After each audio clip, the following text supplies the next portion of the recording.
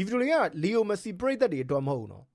်ကမ္ဘာဖလားမှာအထူးခြားဆုံးတမိုင်းမတိုင်တွေကိုစိုက်ထူနိုင်ခဲ့တဲ့ကမ္ဘာအံ့ဘွယ်ဘောလုံးသမားတစ်ယောက်အကြောင်းကျွန်တော်တလီစားဂုံပြူ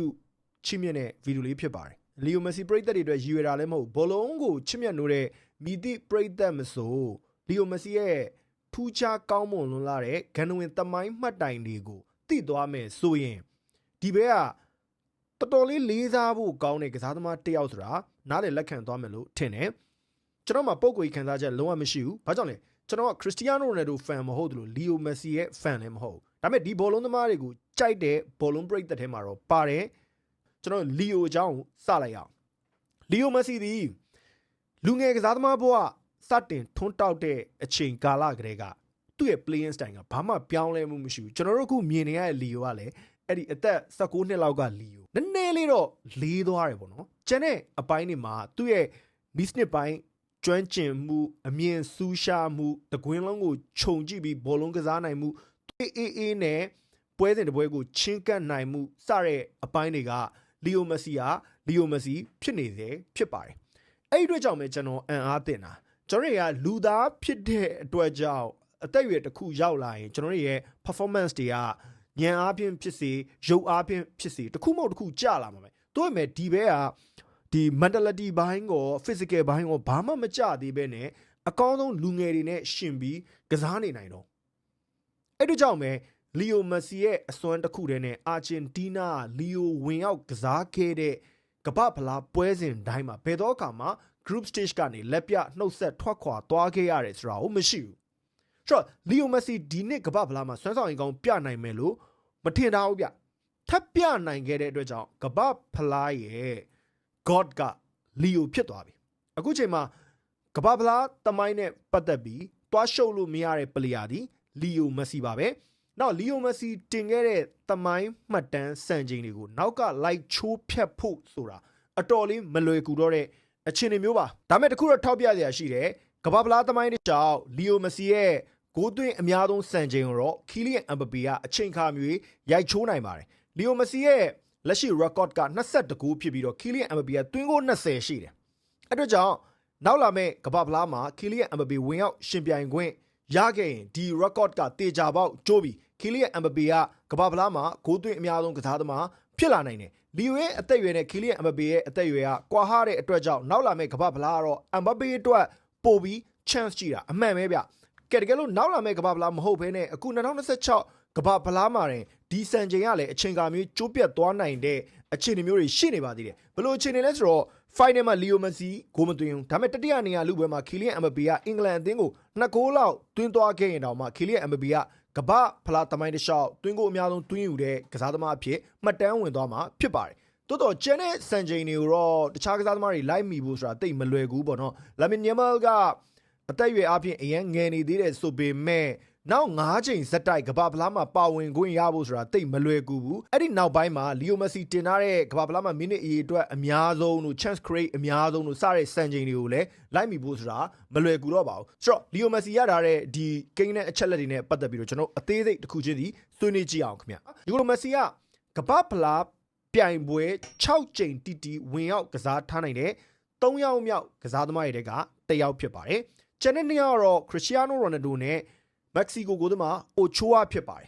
ဒီထဲမှာလီယိုကတော့မိနစ်အရေအတွက်ကမ္ဘာဖလားမှာအများဆုံးကစားခဲ့တဲ့ပလီယာတစ်ယောက်လည်းဖြစ်ပါတယ်ပွဲထွက်ကစားခဲ့ရတဲ့ပွဲရည်အတွက်ကတော့33ပွဲဖြစ်ပါတယ်ဒါပြင်လက်ရှိအချိန်ထိလည်းဂိုးတွေသွင်းနေတဲ့အတွက်ကြောင့်ကမ္ဘာဖလားသမိုင်းတစ်လျှောက်သွင်းဂိုး22ဂိုးသွင်းယူထားနိုင်တဲ့တဦးတည်းသောကစားသမားအဖြစ်ရပ်တည်နေပါတယ်ဒါသူတယောက်ချင်းစီအမြင့်ဆုံးရထားတဲ့ record တွေနော်6ချိန်ဇက်တိုက်ကစားဘူးထားတဲ့ကစားသမားကတော့3ယောက်ရှိတယ်ဒါပေမဲ့အခုကျွန်တော်ပြောတဲ့ပွဲအများဆုံးဆော့ထားတဲ့မိနစ်အရေအတွက်အများဆုံးဆော့ထားတဲ့ဂိုးအများဆုံးသွင်းထားတယ်ဆိုတာသူတယောက်တည်းပဲရှိတယ် only Messi ပဲဖြစ်တယ်နောက်ဂိုးဖန်တီးမှုတွေပါ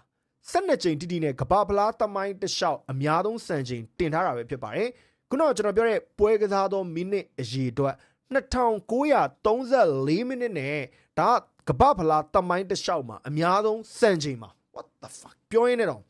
့နော်ဟိုဘယ်လိုပြောမလဲဇဒွေးတောင်တီးတယ်အများကြီးပဲသူ့ရဲ့ record တွေက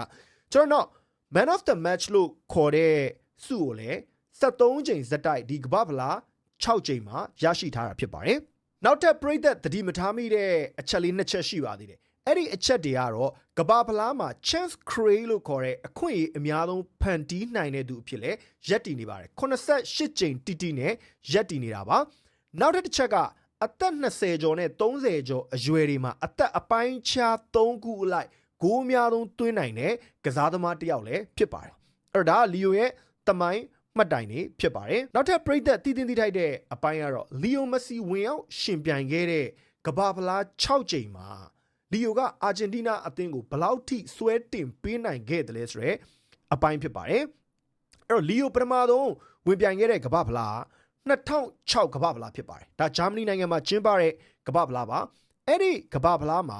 အာဂျင်တီးနားကိုကွာတာဖိုင်နယ်ကိုတက်ရောက်အောင်ပို့ပေးနိုင်ခဲ့ပါတယ်3ပွဲပါဝင်ကစားခဲ့ပါတယ်တကိုးသွင်းပြီးတကိုးဖန်တီးနိုင်ခဲ့ပါတယ်ဒါကတော့လီယိုရဲ့လုံးဝချာတိတ်အရွယ်ပေါ့ဗျာသူစပြီးတော့ထွန်းတောက်တဲ့ကာလဖြစ်ပါတယ်နောက်2010တောင်အာဖရိကကမ္ဘာဖလားပြည်သက်တော်တော်များရင်းနှီးတဲ့ကမ္ဘာဖလားဖြစ်ပါတယ်ဒါရှကီရာရဲ့ဝါကာဝါကာတချင်းတွေနောက်တခြားသောကမ္ဘာဖလားသင်းဆောင်တွေနဲ့ပြည်သက်ကြိုက်တဲ့သင်းဆောင်တွေအများကြီးပေါ်ထွက်ခဲ့တဲ့နှစ်ဆိုတော့တော်တော်များမှတ်မိနေမှာပါအဲ့ဒီအချိန်တုန်းကတော့လီယိုကအတော်လေးကောင်းတဲ့အခြေအနေမျိုးဖြစ်နေပြီး9ပွဲပါဝင်ကစားခဲ့တဲ့အာဂျင်တီးနားကိုကွာတာဖိုင်နယ်ကိုထပ်ပို့ပေးခဲ့တဲ့ဂိုးတော့မသွင်းနိုင်ခဲ့ဘူးဒါမဲ့တစ်ချိန်ဖန်တီးပေးနိုင်ခဲ့ပါတယ်ဒါကလီယိုကစားခဲ့တဲ့ကမ္ဘာဖလားပြိုင်ပွဲတွေထဲမှာဂိုးမသွင်းနိုင်ခဲ့တဲ့တစ်နှစ်ထဲသောကမ္ဘာဖလားဖြစ်ပါတယ်အဲ့ကမ္ဘာဖလား2010ပါကျွန်တော်နောက်ဘရာဇီးနိုင်ငံမှာကျင်းပတဲ့2014ခုနှစ်ကမ္ဘာဖလားပြိုင်ပွဲမှာတော့အာဂျင်တီးနားလက်ရွေးစင်အသင်းကိုလက်တင်အမေရိကမှာပဲကမ္ဘာဖလားဖိုင်နယ်ထိရအောင်လီယိုမက်ဆီပို့ဆောင်ပေးခဲ့ပါတယ်အဲ့ချိန်မှာတော့လီယိုက God ဖြစ်နေပြီဗျာကျန်းနေပြီဂျာမနီကိုရှုံးပြီးတော့ဒုတိယနေရာနဲ့သာကျင်းနေခဲ့ရပါတယ်အဲ့ကမ္ဘာဖလားမှာတော့လီယိုကအာဂျင်တီးနားအတွက်9ပွဲကစားတယ်4ဂိုးသွင်းပြီးတော့တဂိုးဖန်တီးခဲ့ပါတယ်ဒီပြိုင်ပွဲမှာဆိုရင်လီယိုကရွှေဘောလုံးစုပိုင်ရှင်ဖြစ်ခဲ့ပါတယ်ရွှေဘောလုံးစုနဲ့ဂိုးဒန်ဘုတ်မတူเนาะရွှေဘောလုံးစုဆိုတာဒီကမ္ဘာဖလားရဲ့အကောင်းဆုံးဘောလုံးသမားအဖြစ်ပေးအပ်ချီးမြှင့်ခြင်းခံရတဲ့စုတစုဖြစ်ပါတယ်ဒါပေမဲ့ဂိုးဒန်ဘုတ်ကိုတော့လီယိုမက်ဆီတစ်ချိန်တစ်ခါမှကမ္ဘာဖလားမှာမရရှိသေးတဲ့အတွက်ကြောင့်ဒီ2026ကသူ့အတွက်အရန်ကိုအရေးကြီးပါတယ်အဲ့ဒီ golden boot တာရလိုက်မယ်ဆိုရင်လီယိုကကမ္ဘာဖလားမှာလုံးဝ perfect 100% perfect ပြည့်စုံတဲ့ကစားသမားဖြစ်သွားပါလိမ့်မယ်